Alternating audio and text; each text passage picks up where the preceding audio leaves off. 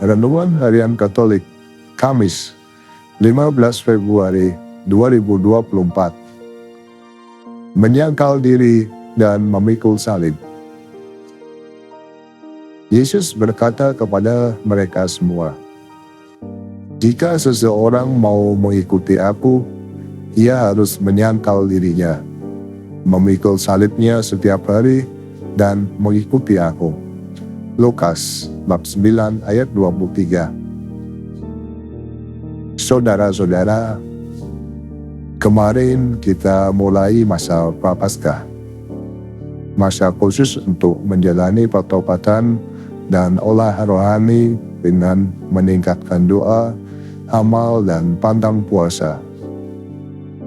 Kita diajak menyadari kecenderungan manusiawi kita yang kurang baik, yakni keinginan untuk mencari yang enak dan juga yang kepenak atau enak-enakin.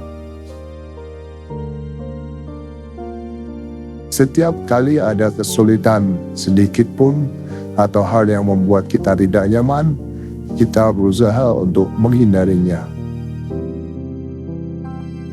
Ketika ada tanggung jawab yang mesti kita pikul, kadang justru kita melemparnya kepada orang lain. Kelemahan-kelemahan ini tentunya membuat kita tidak mudah untuk menyangkal diri dan memikul salib kita sendiri dengan ikhlas, apalagi dengan sukacita.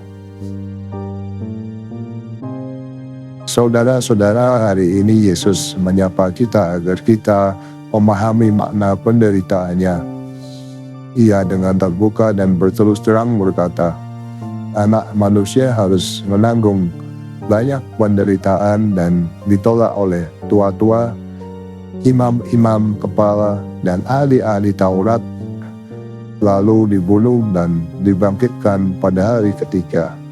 Lukas bab 9 ayat 22.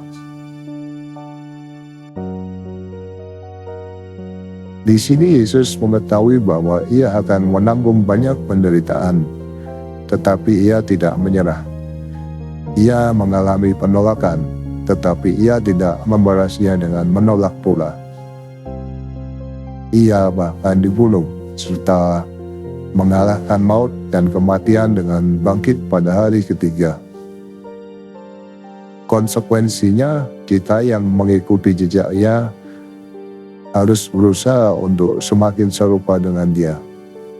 Berkaitan dengan ini, Yesus berkata, "Jika seseorang mau mengikuti aku, ia harus menyangkal dirinya, memikul salibnya setiap hari, dan mengikuti aku." Lukas bab 9 ayat 23.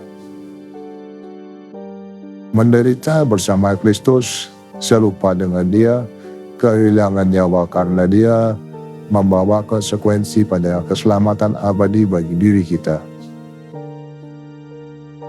Maka kita tidak perlu heran dan kaget kalau mengalami hal seperti yang dialami Yesus, yaitu ditentang karena kebaikan kita. Dalam hal seperti ini, barangkali kita perlu bersyukur karena kita boleh mengalami apa yang dialami Yesus, boleh merasakan apa yang dirasakan Yesus. Maka kita menjadi sungguh serasa dengan Tuhan sendiri.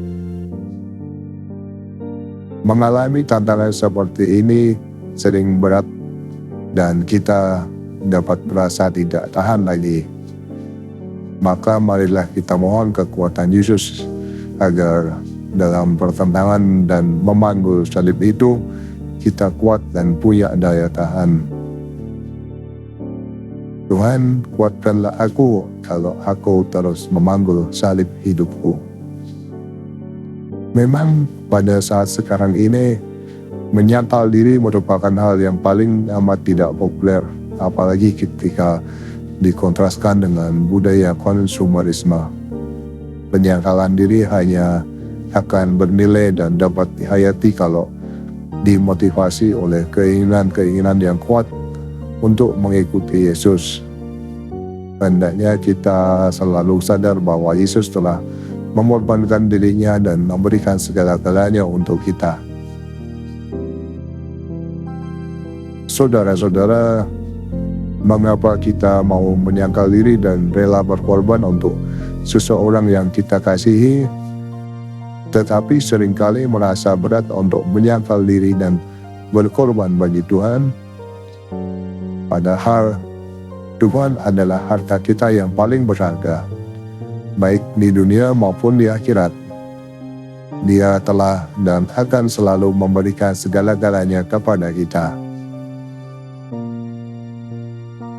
Di satu sisi, menyangkal diri dan memikul salib merupakan syarat untuk mengikuti Yesus. Namun di sisi lain, mengikuti Yesus merupakan sumber kekuatan yang memampukan kita untuk menyangkal diri dan memikul salib kita masing-masing. Dalam masa prapaskah ini, hidup Kristiani kita bermakna jika sungguh-sungguh bertobat dan kembali kepada Tuhan. Semoga karya amal kasih, doa dan puasa kita membuahkan hasil yang melimpah dalam kehidupan rohani kita. Tuhan, bantulah kami untuk bertahan dalam penderitaan dan kemalangan yang kami hadapi setiap hari. Demikian renungan hari ini. Selamat beraktivitas, semoga semuanya lancar, sukses dan selamat. Tuhan memberkati.